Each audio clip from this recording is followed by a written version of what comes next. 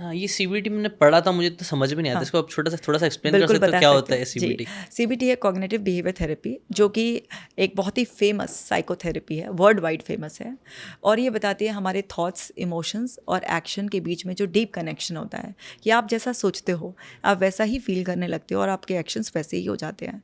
जैसा आप फील कर रहे होते हो वैसे ही थॉट्स आपकी चेंज शुरू हो जाती है और वैसे ही आप एक्शन लेने लग जाते हो। ओके। जिस भी तरीके के आप एक्शन लेना शुरू कर दो, धीरे धीरे आपके इमोशन वैसे ही डेवलप हो जाते हैं और वैसा ही आपका थॉट प्रोसेस चेंज हो जाता है। आप कहीं से भी शुरू कर सकते हो। तो इसका कोई एग्जाम्पल है आपने जो पेशेंट पे अपनाया है और रिजल्ट मिला ऐसा सीबीटी का यूज़ करके? बिल्कुल, सीबीटी तो बहुत ही ज़्यादा मोस्ट कॉमन थेरेपी है जो हम यूज़ करते हैं। जैसे मेरे पास अगर कोई भी पर्सन आया, फॉर एग्जांपल मैं आपको एक लड़के का एग्जांपल बताती हूँ। वो बिल्कुल फर्स्ट क्लास इंजीनियर बना और कैंपस सिलेक्शन हो गया उसका, और उसका बहुत ही अच्छा पैकेज निकला। पहला ही उसकी जॉब लगी 25 लाख रुपए की, ठीक है, उसका एक पैकेज निकला और किसी भी फ्रेशर के लिए बहुत अच्छा होता है।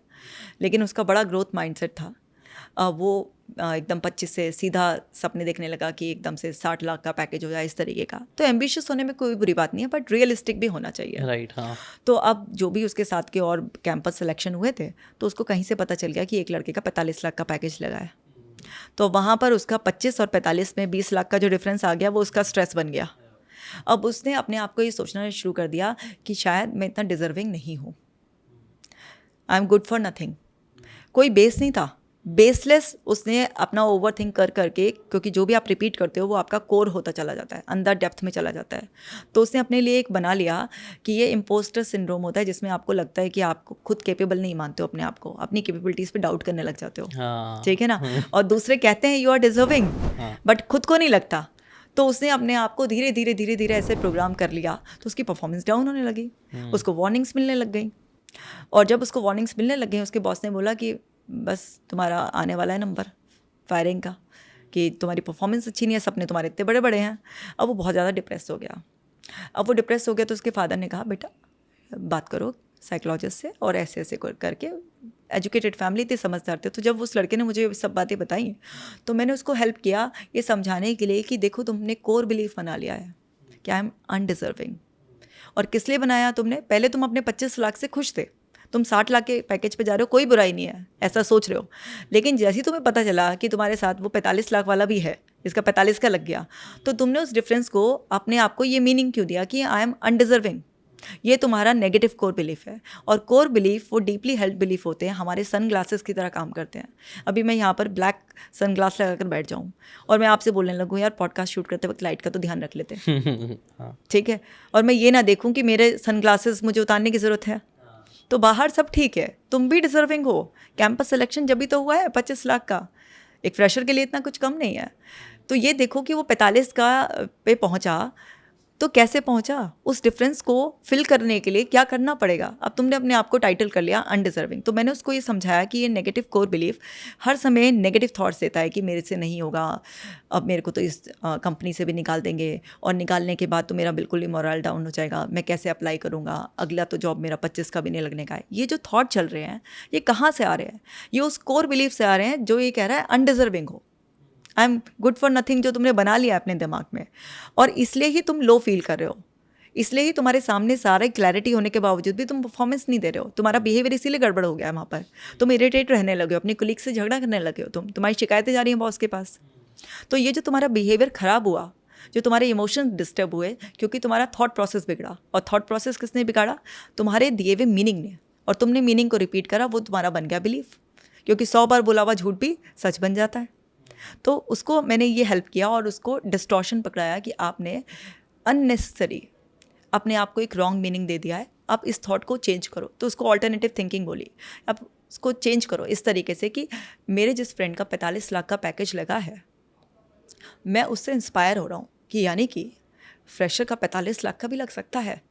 तो चलो भाई बैठकर उससे कॉफ़ी पे बात करेंगे कि आखिरकार क्या ऐसा किया भाई, इतना कैसे हुआ है ना, किस तरीके से भाई मुझे भी गाइड कर, राइट, ठीक है, पता करेंगे। और फिर मेहनत करता हूँ कि हो सकता है कि 2-4 महीने में मेरा भी उस पर पहुँच जाए। भाई 60 से पहले हो सकता है तुम 45 पर पहुँचो। राइट। तो उसको जब इस तरीके से मैंने बताया कि ये सोच कर देखो ज़रा, और अब देखो कि इस टाइम पर भी तुम्हें इतना ही डिप्रेस फील हो रहा है, या इस टाइम पर कुछ होप आ रही है, इस टाइम पर अंदर से कोई मोटिवेशन आ रहा है, इस टाइम पर अंदर से कुछ ऐसा लग रहा है कि हाँ ऐसा किया जा सकता है, और अंदर से बॉडी एक डिफरेंट तरीके से बिहेवियर करना स्टार्ट कर रही है, तब उसको रियलाइज़ हुआ कि ऑल्टरनेटिव थिंकिंग क्या होती है।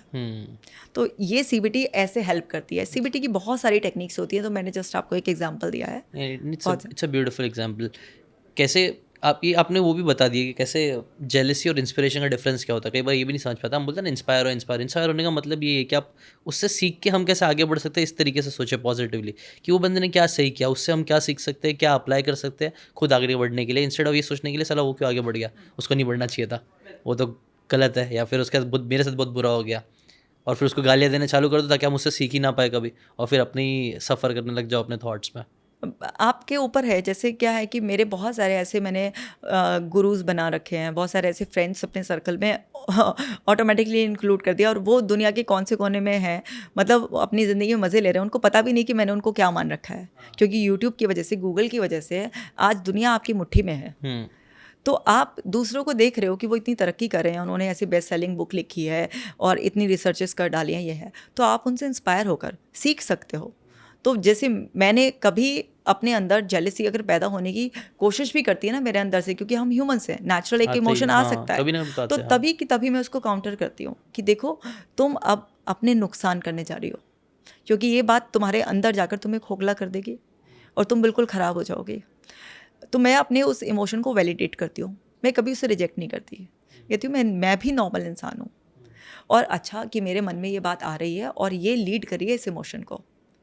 तो मैं यहाँ पर रेडिकल एक्सेप्टेंस देती हूँ, जिसमें हम अपने इमोशंस को पहले एक्नॉलेज करते हैं, उन्हें खारिज नहीं करते, क्योंकि जैसे आपने इमोशन को खारिज किया वो आपके पीछे पड़ जाएगा, पावर बढ़ाएगा अपनी और आएगा। तो मैं यहाँ पर इस तरीके से करती हूँ कि मुझे ऐसा फील हो रहा है कि इस टाइम पर हल्का सा मेरा दिमाग कुछ इस नेगेटिव जोन में जा रहा है, मुझे फील हो रहा है कि यार ये पर्सन मुझसे इतना आगे कैसे है, या मैं भी तो इतनी मेहनत करती हूँ और मुझे नेक्स्ट लेवल पर पहुँचना चाहिए। तो इसको मैं एक नाम दे देती हूँ, और इसको नाम ऐसा लग रहा है कि शायद इस वक्त टेम्परेरी मैं जेलस फील कर रही हूँ। और फिर उसके बाद बट एक इतना अच्छा कंजक्शन है, जैसे ही आप उसे लगाते हो पहले वाली चीज़ इनवैलिडेट हो जाती है, बट मैं इसे रिलीज़ कर मैं इंस्पायर हो रही हूँ उससे अब, क्योंकि अगर ये कर सकता है तो मैं भी कर सकती हूँ। तो मैं उसको अपना गुरु बना लेती हूँ।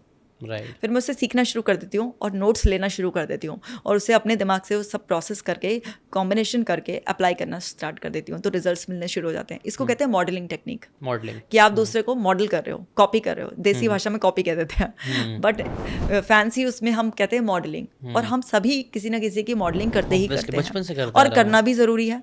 अब मान लीजिए, बिल्कुल सही बात, सही लोगों को करनी चाहिए। मान लीजिए आप अंबानी से कुछ सीखते हैं, आप मोदी जी से कुछ सीखते हैं, आप अमिताभ बच्चन जी से कुछ सीखते हैं, तो ये तो बड़ी अच्छी नकल है ना, पर नकल के लिए अकल, हाँ, वो भी स्मार्टली करना। वो बचपन में हमने जोक सुना था ना कि एक बच्चे ने ऐसे लिखना था कि माय फादर नेम इज, तो उसने टीपा तो उसने फादर नेम भी सेम ही लिख दिया। तो वो नकल के लिए अकल लड़ा लेनी है, राइट। तो आप जब मॉडलिंग करते हो तो आप एक डिफरेंट ही पर्सन बन जाते हो, बस आप किस पर्सन को मॉडल कर रहे हो वो बहुत इंपॉर्टेंट है, और अपनी आइडेंटिटी नहीं खोनी है। ऐसा नहीं है कि उसी की तरह बोलने शुरू कर दो, बिल्कुल एग्जैक्टली उसी की तरह पहनना शुरू कर दो, उसी की तरह डायलॉग मारना शुरू कर दो, बाप का नाम मत हाँ बिल्कुल, वो मतलब सीखो बट अपने खुद के स्टाइल में उसे इम्प्लीमेंट करो, राइट। तो वो कमाल की चीज़ होती है, राइट। और मतलब मुझे लगता है ना, ज़्यादातर लोग कर भी नहीं पाएंगे, 100% हम किसी को कॉपी कर भी नहीं पाएंगे, क्योंकि आप हो, मैं हो, और वो चीज़ लोग समझ जाए तो अच्छा। मतलब ये जो चीज़ आप बोल रहे हो यूनिवर्सल है, ये कंटेंट क्रिएशन में भी काम आती है। उसमें मैं बोलता लोगों को मॉडल करो, बोलते भाई एकदम कॉपी नहीं हो जाएगा। मैं बोला नहीं कर पाएगा, तो उसके जैसा पूरा करने की कोशिश करेगा तो भी नहीं हो पाएगा। और वही अक्ल के साथ करना है। अगर उसने ये बोला कि मैं 10 लाख कमाता, तो भाई तू 10 लाख नहीं कमाता। अगर तू 2 लाख कमाता तो 2 लाख बोल वीडियो में। मतलब कई बार मैं ऐसे इंस्पायर होने के लिए स्टूडेंट्स को बोलता हूँ।